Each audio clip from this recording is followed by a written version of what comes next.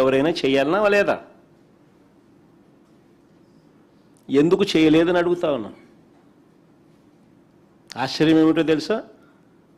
ఆ constable remand రిపోర్ట్లో వాళ్ళు ఫోన్లు నాగ్పూర్లో అమ్మినారంట.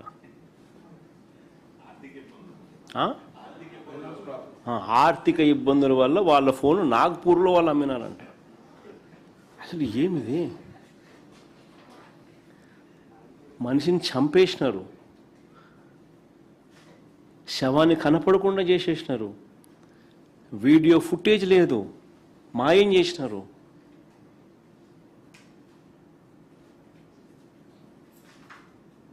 ఫోన్లు నాగ్పూర్లో అమ్మినారంట. నిజంగా ఈ ఘటన ఎలాంటి ఘటన అంటే నిజంగా ఎంటికలు లేస్తూనే పడతాయి. అంటే ఒక సామాన్యుడి పరిస్థితి ఏమిటి అసలు ఈ విజయవాడలో హెడ్ క్వార్టర్స్లో? ఇది మాదిరిగా సామాన్యుని పరిస్థితి హెడ్ క్వార్టర్స్లోనే ఈ మాదిరిగా ఉంటే ఇంకా రాష్ట్రంలో ఇంకా మారుమూల ప్రాంతాల్లో పరిస్థితి ఎలా ఉంది? హ్యూమన్ రైట్స్ అనేటికి ఎక్కడన్నా వాల్యూ ఉందా?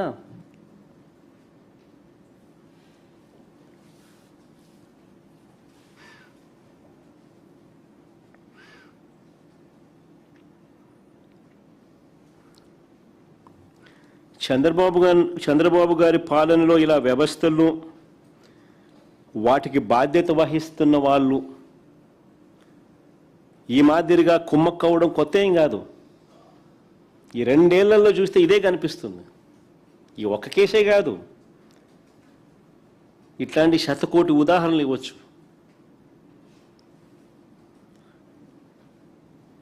సీసీ ఫుటేజ్ మాయం సహా ఆధారాలు నాశనం చేయడం, తమ తప్పులను కప్పిపుచ్చుకోవడం, తప్పుడు సాక్ష్యాలను క్రియేట్ చేయడం, న్యాయస్థానాలను పక్కదోవ పట్టించడం, చివరికి కొన్ని కేసుల్లో అయితే వీళ్ళే డబ్బు కూడా తీసుకుని పెడుతున్నారు.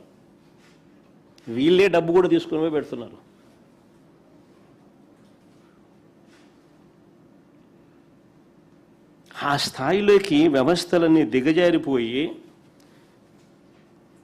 2 ఏళ్లుగా రెడ్ బుక్ పాలనలో మనమంతా కూడా రాష్ట్రంలో జరుగుతూ ఉన్న హ్యూమన్ రైట్స్ వయలేషన్స్ చూస్తూ ఉన్నాం.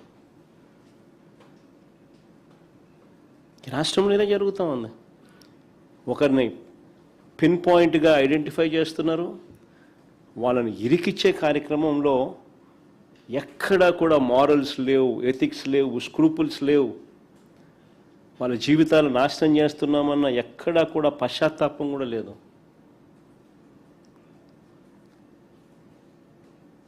ఏ స్థాయికైనా దిగజారిపోయినా పర్వాలేదు, చంద్రబాబు నాయుడు ముఖంలో సంతోషం చూడాలి.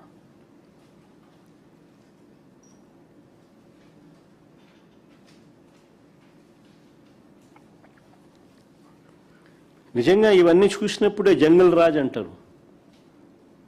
జంగల్ రాజ్ అనేది ఎక్కడో బీహార్లో ఏదో మాట్లాడుతుంటారు. బీహార్ కాదు, ఆంధ్రాలో ఉంది స్వామి జంగల్ రాజు. దీన్నే జంగల్ రాజ్ అంటారు.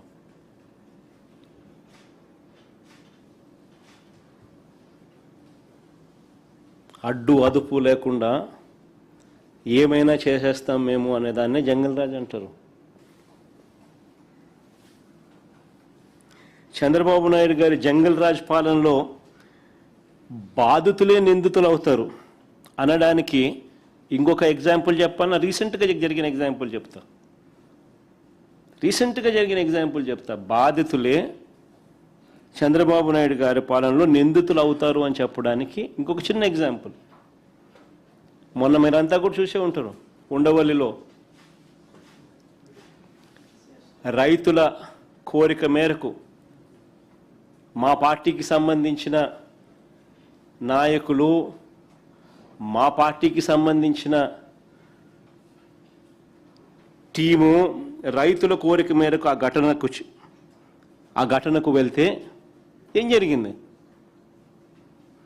అమరావతిలో చంద్రబాబు చేస్తూ ఉన్న అవినీతిని, దోపిడీని, దౌర్జన్యాలను, రైతులు పడతా ఉన్న బాధలను బయట ప్రపంచానికి తెలియనీయకుండా చేయడానికి ఒక ప్లాన్ ప్రకారము చంద్రబాబు నాయుడు గారే అక్కడికి వెళ్ళిన మా పార్టీ వాళ్ళ మీద రైతులకు సంఘీభావం తెలుపడానికి మా పార్టీ వాళ్ళు అక్కడికి రైతుల కోరిక మేరకు పోతే అక్కడ జరుగుతూ ఉన్న అన్యాయాన్ని చూడడానికి పోతే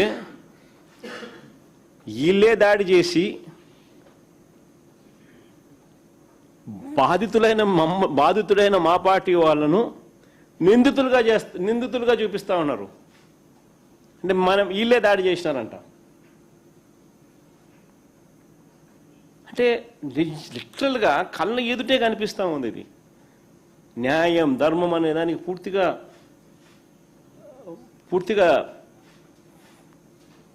దాన్ని ఏమంటారు, భూస్థాపితం చేసేసినారు.